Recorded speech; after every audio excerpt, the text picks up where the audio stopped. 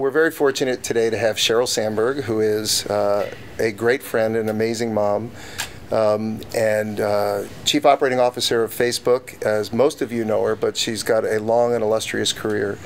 But most importantly, she's decided at this moment in her life to step out and lean in, and she's written a very powerful book, which I've been very fortunate to have a chance to read, and embarrassing enough to our students, it's the first book I've read since college, and the only book I've read all the way through. But it's pretty impactful. So let me just start with, why did you write Lean In, and why now? I wrote this because for all the progress women have made, we're still nowhere close to having our share of the leadership roles anywhere in the world. And what that means is that when the decisions are made that impact our world, our voices aren't equally heard. And so I wrote the book to give women really practical advice on how they can believe in themselves, reach for any dream, and give men thoughts on how they can support women.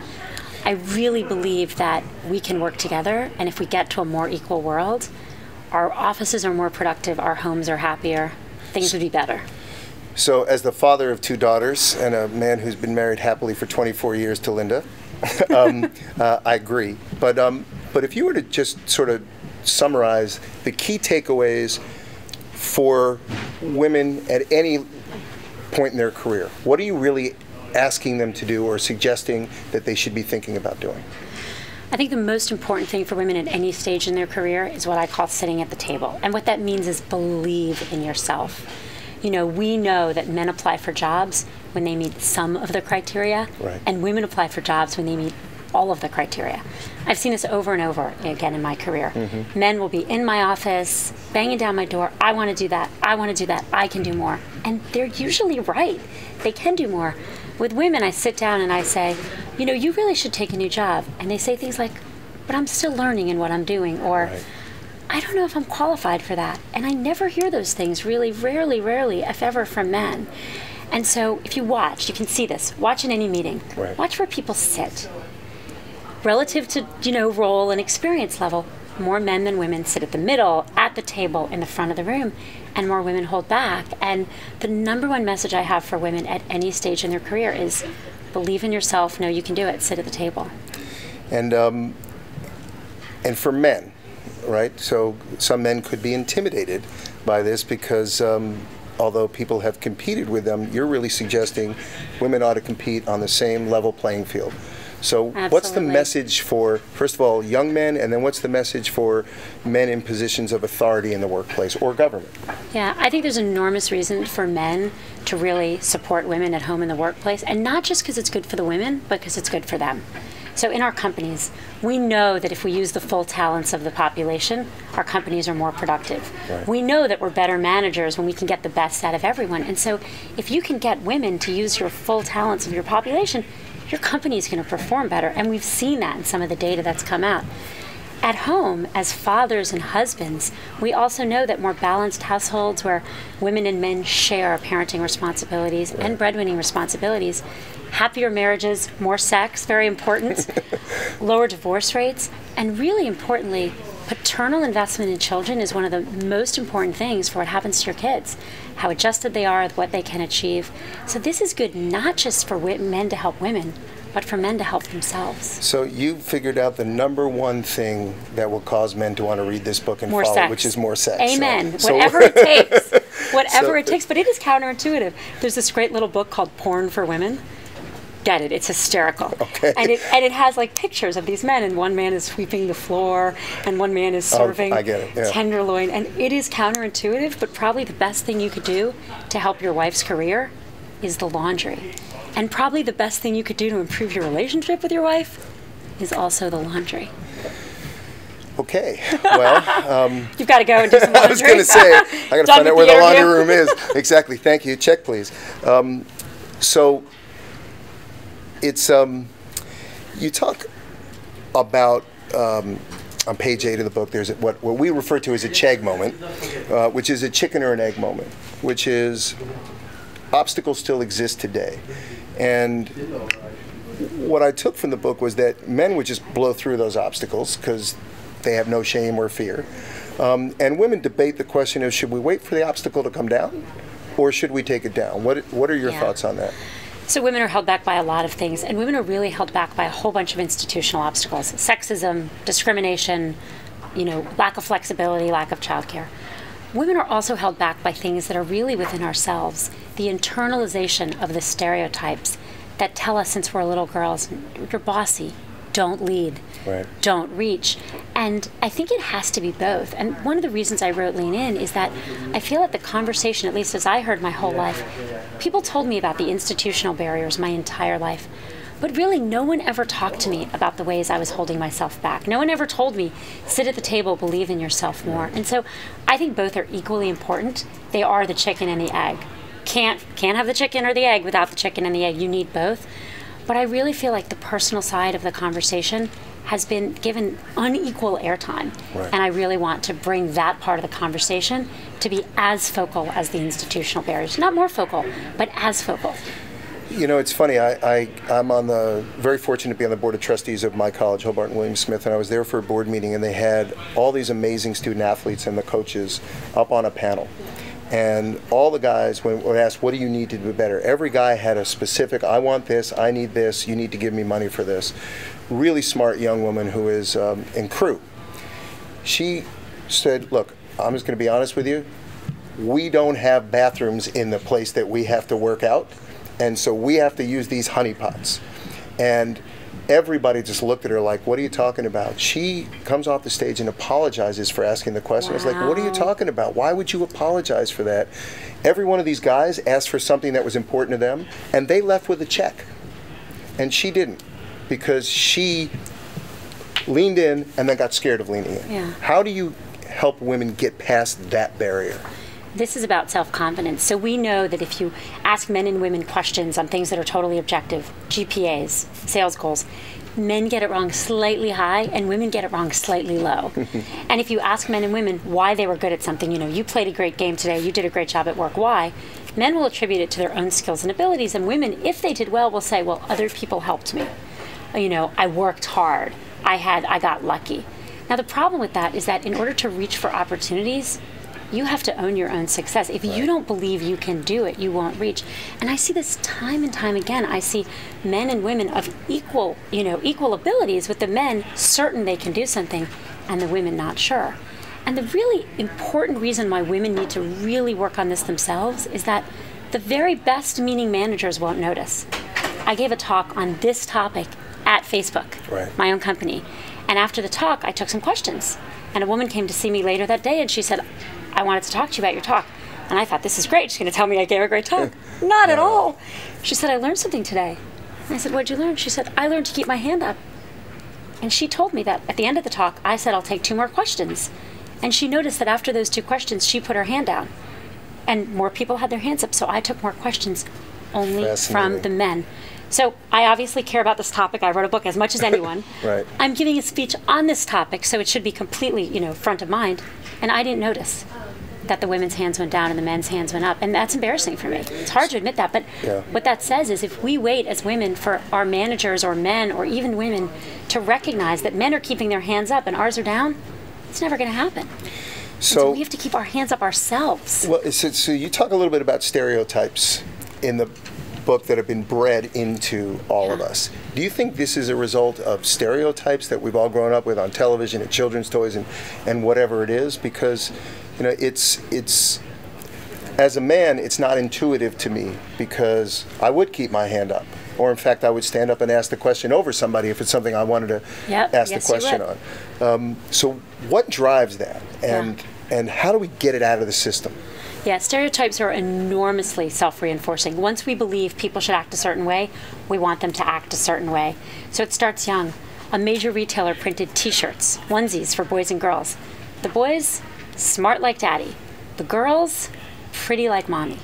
We know that parents, men and women, we overestimate our sons' crawling ability and we underestimate our daughters. When you send your kids to elementary school to this day, the boys get called on more. When they speak out in class and call out an answer, it's fine. The girls get called on less, and even when they speak out, they're told to lower their hands. Now, why does this matter? It matters because it's not just that we're calling our little girls bossy when they lead. We never call little boys that. Right. It's that fast forward, let's talk about the performance review in the office. They get to the woman and they say things like, she's really good at her job. She's just not as well liked as her peers, or she's too aggressive. And we expect. That's what you might say in public. Behind the scenes, they use other words. That's right? Exactly right. So success and likability are positively correlated for men and negatively for women. That means that if you are a woman, as you get more successful, you are less liked. And if you're a man, as you get more successful, you are more liked.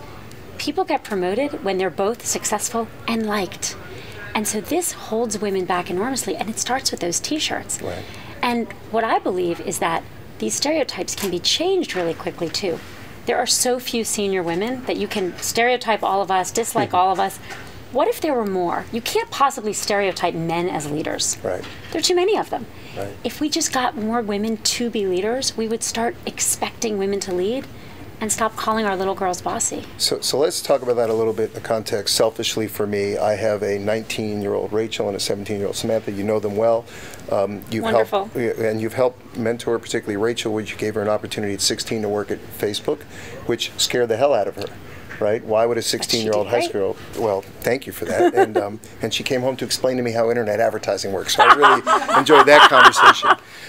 You don't know anything about it. So exactly. That's perfect. So tell me, as a father now, what am I saying to my two daughters about how to make Lean In work for them? Yeah. The first thing is to appreciate, applaud, and encourage leadership in your daughters. That the world will tell them they're bossy. The world will tell them that they want to be liked. You need to have different messages. Your messages need to be one of really encouraging leadership. The second, and I think this is so important for young women, is don't leave before you leave. I've seen this over and over. Women at really young ages start worrying that they're going to have to make compromises, and they lean back. My friend Peggy has her friend has a 5-year-old daughter, 5 years old, comes home and says to her mother, I have a really big problem. Mother says, what? She says, I want to be an astronaut. And the boy I like wants to be an astronaut. The mother says, well, what's wrong with that? And she said, well, if we're both in space, who will watch our kids? I think I have to stay home. She's 5. Now, what I've seen over and over in my career is women come into the workforce thinking, I'm not sure I'm not sure I'm going to stay. Maybe I should lean back. And then they lean back, and then they don't end up in a job that's really what they're capable of. And so I believe there are lots of good reasons for men and women to leave the workforce, take time out, but make those decisions when you need to make the decision. Right. Don't lean back at 19 because you're going to have a child one day. So I wanted to ask you about that in the context of partnership and parenting and marriage or significant other or whatever. I happen to know your husband, who is a serial entrepreneur, so he takes backseat to nobody in terms of drive, motivation, running companies. And here you've stepped out. First, Google became enormous, then Facebook, which you put the business face on Facebook, and it's been incredible success. And now you're doing this book. What's the importance of that partnership, and what do husbands need to appreciate, and what do wives feel like they should insist upon in a positive way? Most important career decision a woman makes is if you have a life partner and who that partner is.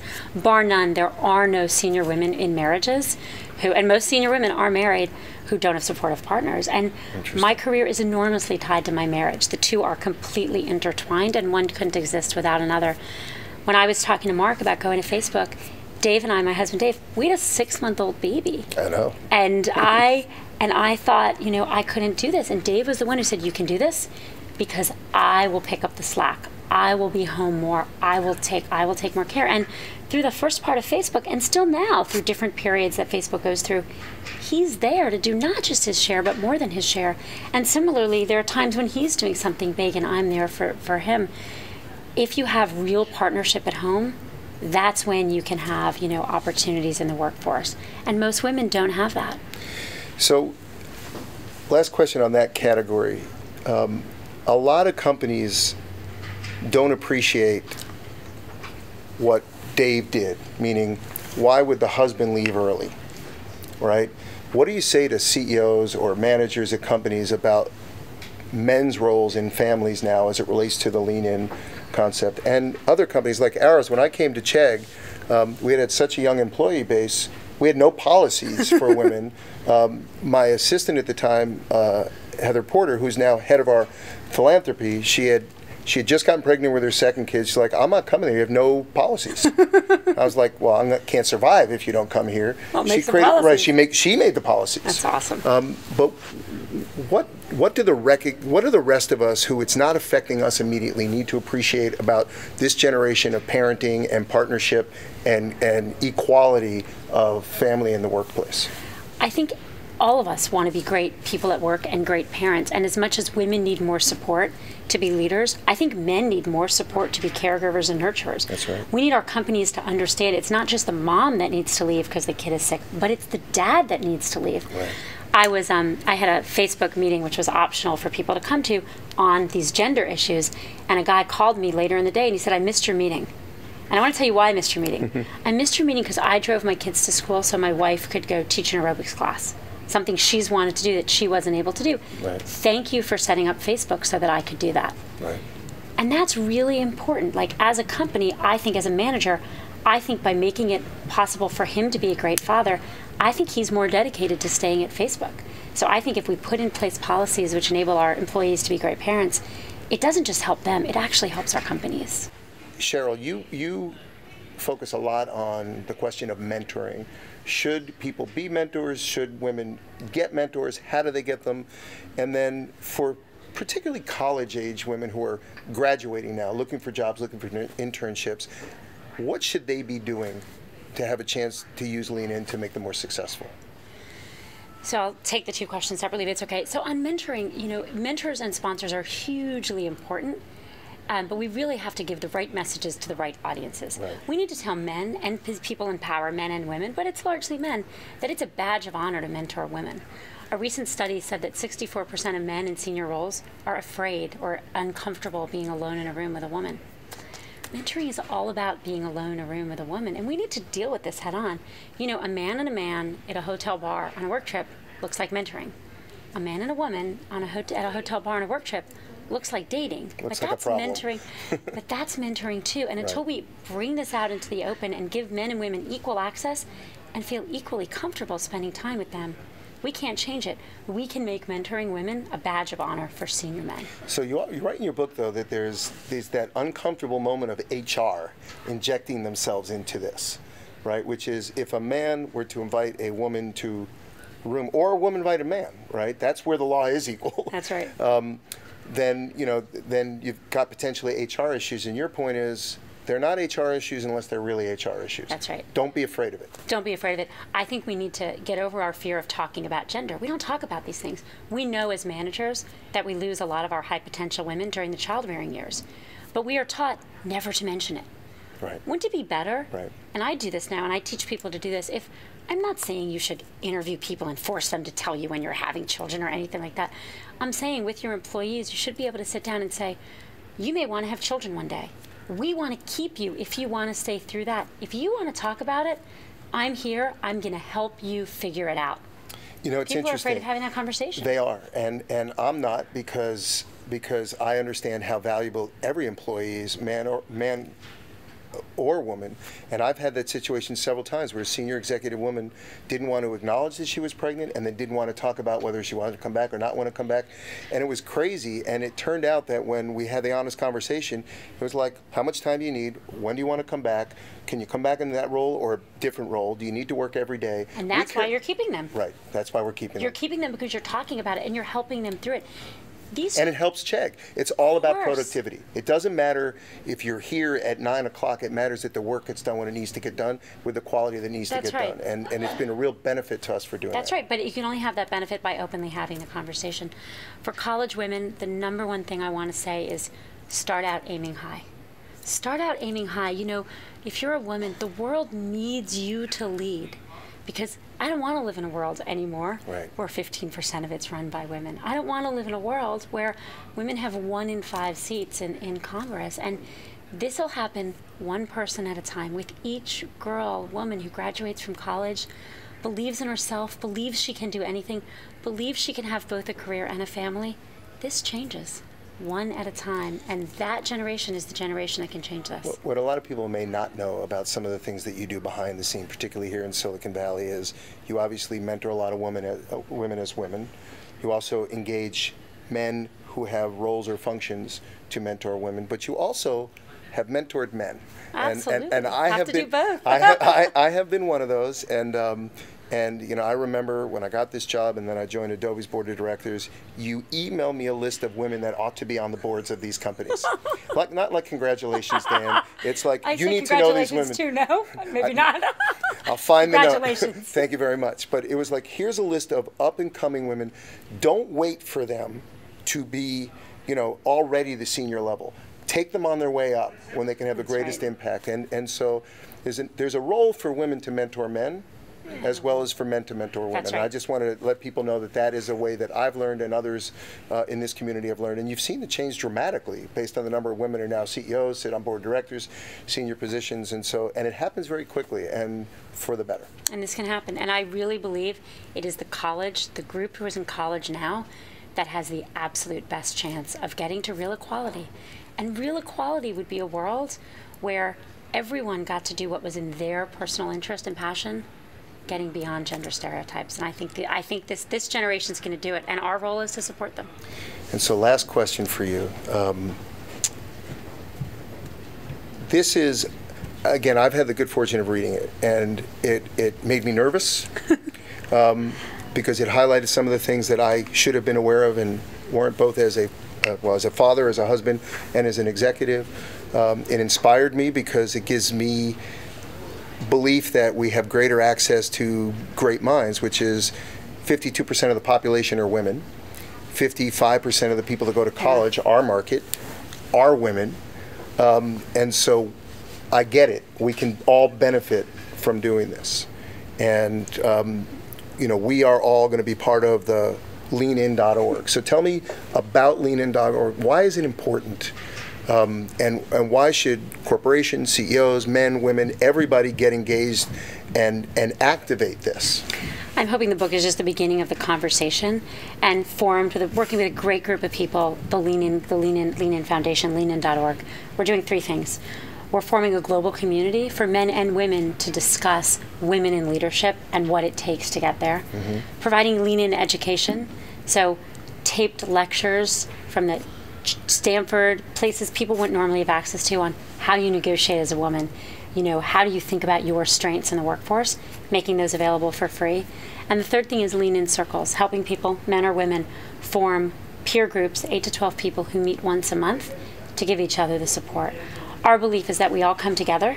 We, companies, men, women, all of us, we give women not just the motivation to really lean in to pursue any of their dreams, but we give them the education and the skills and the support. And so it's on leanin.org or Facebook /leanin.org.